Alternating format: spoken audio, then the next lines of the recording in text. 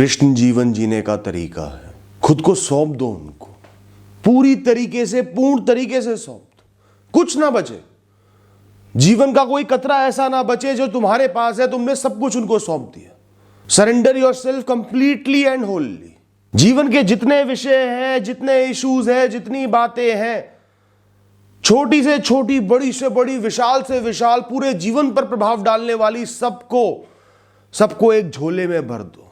सोच लो एक बहुत बड़ा विशाल झोला है, सबको उसमें भर दिया और भगवान श्री कृष्ण के चरणों में समर्पित कर दिया। यह आपका है प्रभु, मेरा इससे कोई लेना देना नहीं। उनसे कहो, हे प्रभु ये सब आपका है, मेरा इससे कोई लेना देना नहीं। मेरे इस शरीर के जरिए आप ही तो इस दुनिया में खेल रहे हो, शामिल हो, मौजूद हो, कर्म कर रहे हो। मैं तो कोई भी नहीं हूं, मेरा कोई अस्तित्व नहीं है, कोई मैं नहीं है, कोई पहचान नहीं है। मैं करता नहीं हूं, मैं सिर्फ आपका निमित्त हूं। करता आप ही हो, आप ही रहोगे। मैं किसी भी विषय को, किसी भी चीज को, किसी भी बात को खुद पर क्यों लूं, क्यों दिल से लगाऊं? सब पैदा करने वाले आप हो, सबका नाश करने वाले आप हो। जो आ रहा है आप ही से निकल कर आ रहा है, जो जा रहा है आप ही में शामिल हो रहा है। आप ही सौंप देते हो, आप ही वापस ले लेते हो। तो मैं मालिक क्यों बनूं? मैं आप ही का हूं, पूर्ण तरीके से आप ही का हूं। इस प्रकृति में घूम रहा हूं, खेल रहा हूं आपकी मर्जी से। एक कहानी जी रहा हूं जो आप ही ने मुझको सौंपी है ईश्वर। बहुत सारे विषय होते हैं जो ना जानते हुए भी, ना पहचानते हुए भी, ना जानकर सोचते हुए भी आपके हर ख्याल में, हर क्षण में शामिल है। जब भी आपके दिमाग में हर क्षण के बाद सोच की एक लहर उभरती है, वो विषय उभर जाते हैं। हर क्षण में जैसे ही आपको अपने होने का एहसास होता है, वो विषय जो ज्यादातर बुरे हैं, नकारात्मक है, डराने वाले हैं, उसमें शामिल होते हैं। उनका एहसास होता है जिसका आपको एहसास नहीं है। एक बहुत बड़ी नाकामयाबी, टूटे हुए सपने, खुद के कम होने का भ्रम, लोगों ने कभी आपका शोषण किया, लोगों की बदतमीजी, भविष्य को लेकर आपका डर, आपके मन की चिंता, आपकी इनसिक्योरिटीज, हर क्षण में मन की जो लहर उठती है, मैं के एहसास वाली, बहुत से ऐसे नकारात्मक ख्याल उसमें शामिल होते हैं जो आपकी पहचान को नीचा कर देते हैं, आपको दुखों से भर देते हैं। आप चिंतित रहते हो, बुझे हुए रहते हो। आप हर क्षण में जीवित ही नहीं हो, आपके दुख और चिंता जीवित है। बाकी सब तो आपने पीछे हटा दिया। और ये दुख चिंता कैसे जीवित होते हैं? आकाश में तो उड़ नहीं रहे होते, आपके सर के आसपास चक्कर तो काट नहीं रहे होते। ये आपकी सोच में जीवित है, आपके ख्यालों में जीवित है। आपके ख्याल क्या है?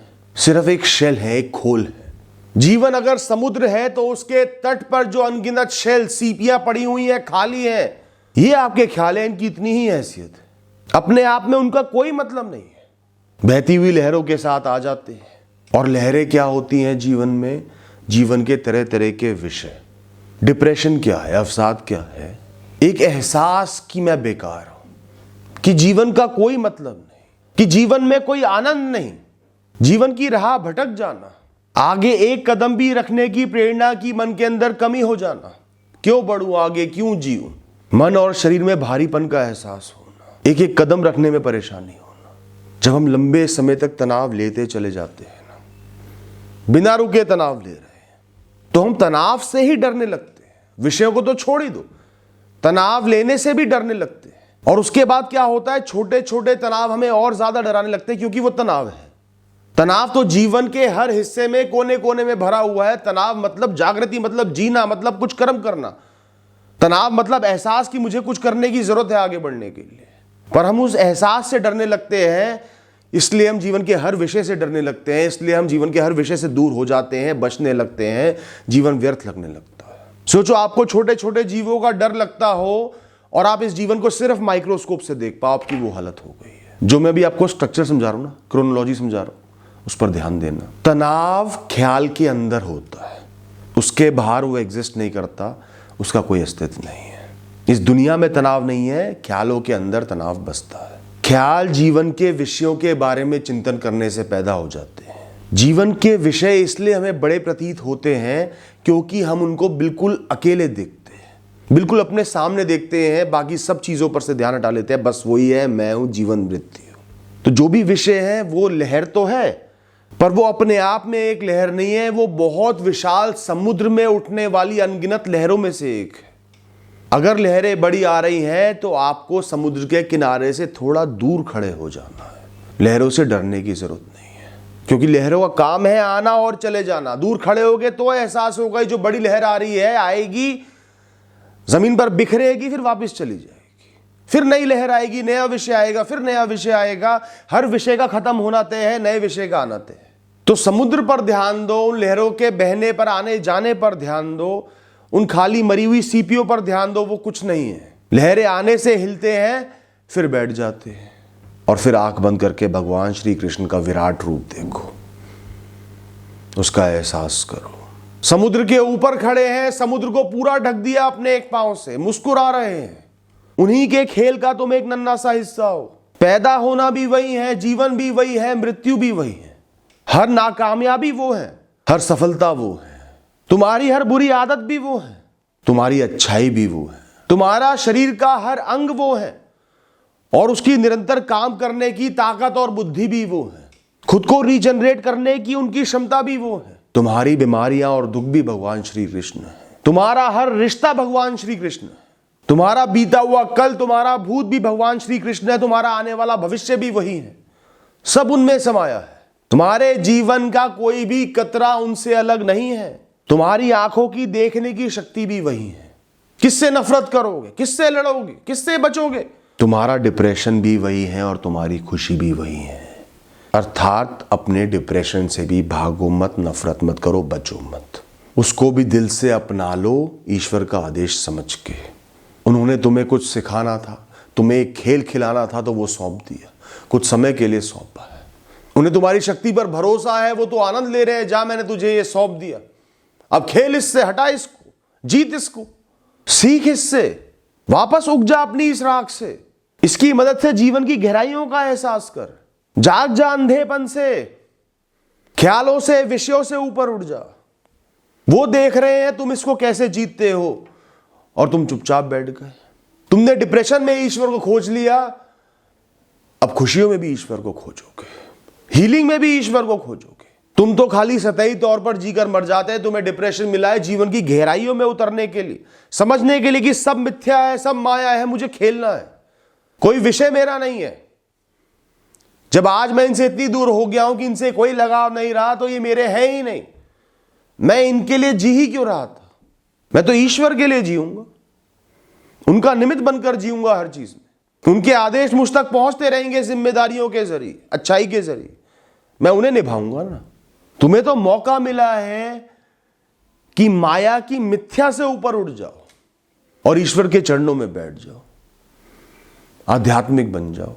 इस डिप्रेशन से ऊपर उठकर नॉर्मल होना, खुशियों को हासिल करना भी ईश्वर की मर्जी है, उसमें भी ईश्वर शामिल है।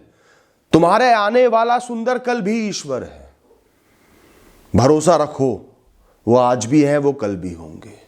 भरोसा रखो, तुम एक दिन मुस्कुराओगे, क्योंकि ईश्वर में तो इतनी ताकत है, वो इस पूरी दुनिया को पलट सकते हैं एक क्षण में। तुम्हें मुस्कुराहट देना, जीवन भर की खुशियां देना उनके लिए कोई बड़ी बात नहीं है। तुम खेलो तो सही, मुक्त होकर मस्ती में नाचो तो सही, उनकी बांसुरी की धुन पर जीवन जियो तो सही। दोस्तों, भगवान श्री कृष्ण सब कुछ में है भारी दुनिया में, और तुम्हारे अंदर, तुम्हारे हृदय में वास करते हैं। वो तो बिल्कुल शुद्ध और साफ है। उनके ऊपर तुमने चादरें चढ़ाई हुई है, गंदगी की, डर की, कमजोरी की, दुनिया के मैल की, दुनिया के विषयों की। ढक दिया उनको अपने मैं के एहसास से। मैं सब कुछ हूं, मेरा शरीर सब कुछ है। अपने नाम से खुद को पहचान रहे, उनको भूल गए। वो हैं पर तुम उनको भूल गए। मैं करके जी रहे हो, इसलिए हर विषय बड़ा लग रहा है, हर दुख बड़ा लग रहा है, किसी को सह नहीं पा रहे। इसलिए इस जगह में, इस शरीर में फंसे हुए हो कि ये तो बहुत कुछ नहीं कर सकता, ये तो सीमित है। अंदर असीमित वास कर रहा है, तुमने खुद को सीमित समझ लिया। मैं मेरा शरीर हूं, मैं मेरा नाम हूं, मैं इस जीवन का मालिक हूं, ये जीवन मेरा है।